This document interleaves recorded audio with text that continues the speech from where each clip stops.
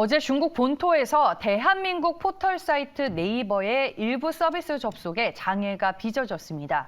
일시적인 현상인지 아니면 중국 정부의 차단에 의한 것인지 아직까지 자세하게 밝혀지지는 않았지만 이 사건 발생 시점이 미묘해 일각에서는 한한령 재계의 신호탄이 아니냐는 해석까지 나오고 있습니다. 이종우 기자가 전합니다.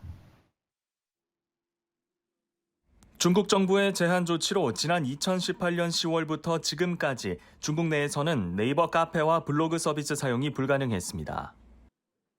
그럼에도 메일과 검색 서비스는 사용이 가능했는데 어제 중국 내 네이버 검색 기능에도 문제가 발생했습니다.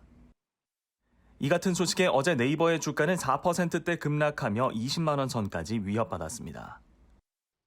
중국 외교 당국은 구체적으로 아는 바가 없다고 선을 그었지만 일각에서는 중국 정부가 최근 한국 정부의 외교 행보에 반발해 간접적으로 불쾌감을 드러낸 것이 아니냐는 분석을 내놓고 있습니다.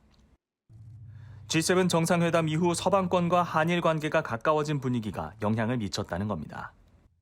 한미일 이런 걸 굉장히 강하게 하고 있고 대만은 중국에서 민감하게 생각하는 문제인데 그걸 지금 건드렸으니까 어떤 식으로든지 어떤 불이익은 있을 거예요. 그게 여러 가지가 앞으로 나타날 것 같아요. 근데 그 속도라든지 영역은 좀 봐야 되겠죠. 같은 날인 어제 CN블루 멤버인 가수 정용화 씨의 중국 예능 출연도 돌연 불발되면서 엔터주 역시 오늘까지 이틀 연속으로 동반 하락하는 모습을 보였습니다. 유타는 유통업계에도 튀었습니다.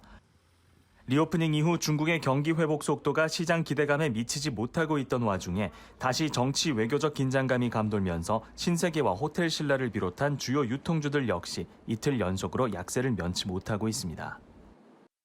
중국은 앞서 미국 반도체 기업에 대해 수입 금지 조치를 취하면서 보복성 제재를 가하기도 했는데 서방권과 친분을 다지는 한국에도 다시 경제 보복을 재개할 가능성이 있다는 전망이 나오면서 국내 증시의 불안감이 확산하고 있습니다.